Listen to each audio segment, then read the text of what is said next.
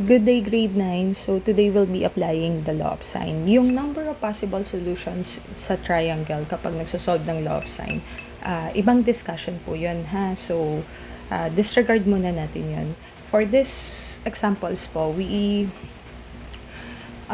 are identifying that there is only one set of solution that exists with this kind of triangles. Yun muna yung ating, kumaga parang precondition para ma-solve itong mga to. Okay? So, ibang usapan or ibang discussion kung ilang number of possible solution yung nag-exist dito sa law of sine.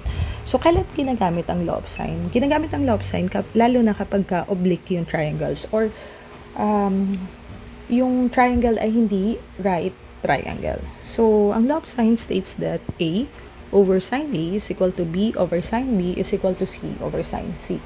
Or in short, yung corresponding sides all over sine of the corresponding angle is equal to the B, yung side over the corresponding angle din. So, kumbaga, pwede natin sabihin na this measurement is equal to, over yung ratio, nung 14 over the sine P is equal to the ratio of K or the measurement of this side all over sine 36. So, ganun po siya.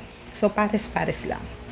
So, dito, para mas madali natin siyang masolve, I will name this as, since this is angle P, I'll name this as, or I'll represent it as variable P. This one is variable K. Then, this one is variable H.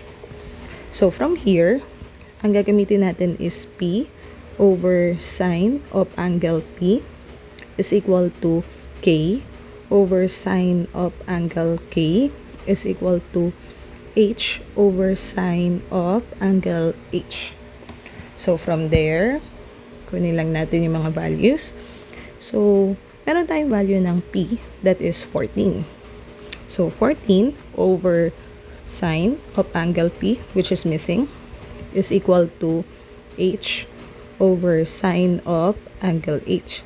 Now, how about yung, may value pala tayo ng angle H. That would be 113 degrees. Then, sa totoo lang, kaya natin kunin yung value ng angle P. Kunin na natin ang value ng angle P since, di ba, ang sum of interior angles ng triangle is 180. So, if I have already 36 and 113, that would be 180 minus 36 minus 113 or 113. So, alam natin na angle P is simply 31 degrees. Substitute na natin yan. So, angle P is 31 degrees. Then, so, na-substitute na natin yung kay angle P, angle H, yung kulang na lang is yung kay angle K. So, ang measurement nung side K is missing then, all over sine of angle K, which is 36 degrees. Okay. Lagi ko sinasabi na kapag meron kang one equation, as much as possible, para ma-solve, make sure na meron ka lang ding one variable. So, ipapares lang natin ito, since ito ay may parehong given na side sa ka-angle, doon sa bawat ratio na walang given or merong nawawalang variable or missing measurement. So, unahin ko yung 14 over sine 31 is equal to H over sine 113. Here, we will solve for the value of H. So, zoom lang tayo doon. So, cross-multiplying, we will have H times sine 31. Same thing pa rin, kagaya ng dati. Kapag nag-cross multiply tayo, make sure na natin na yung variable ay nasa left side para hindi na tayo nalilito.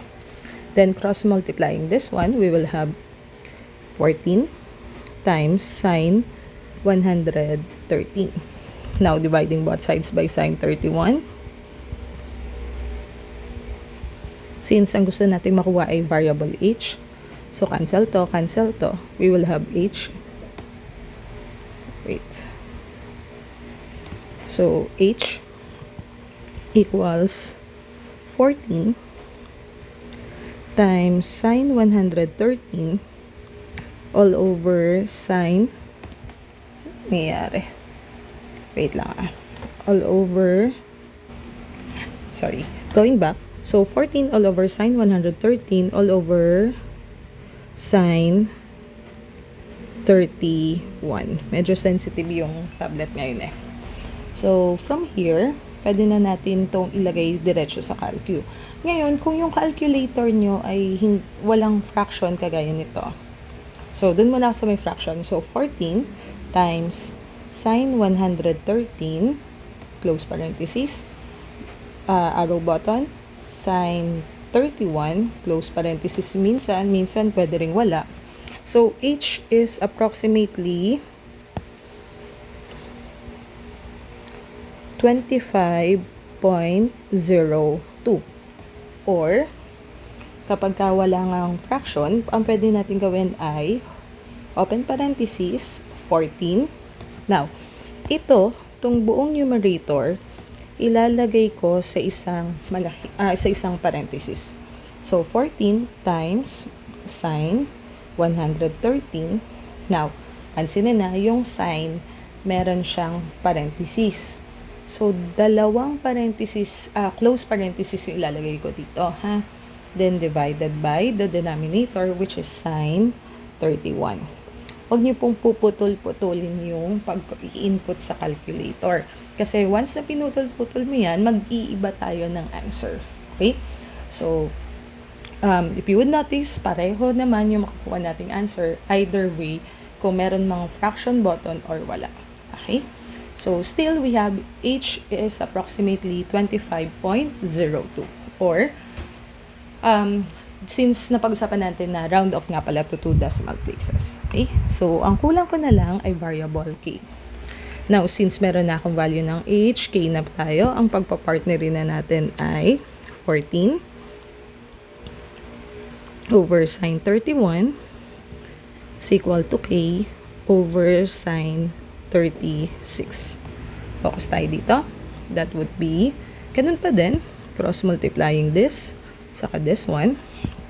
So, we will have k times sine 31 is equal to 14 times sine 36. Dividing both sides by sine 31. Cancel to. K now is equal to 14 times sine 36 all over sine 31. So, K is approximately, punta tayo ulit sa calculator. Pwedeng fraction ulit. So, 14 times sine 36, close parenthesis, arrow button, sine 31. Close parenthesis yung iba kahit wala na, okay lang, depende sa calculator. So, dapat kabisado mo na yung calcu mo, kung magsisyntax error ba siya kapag ganito or hindi.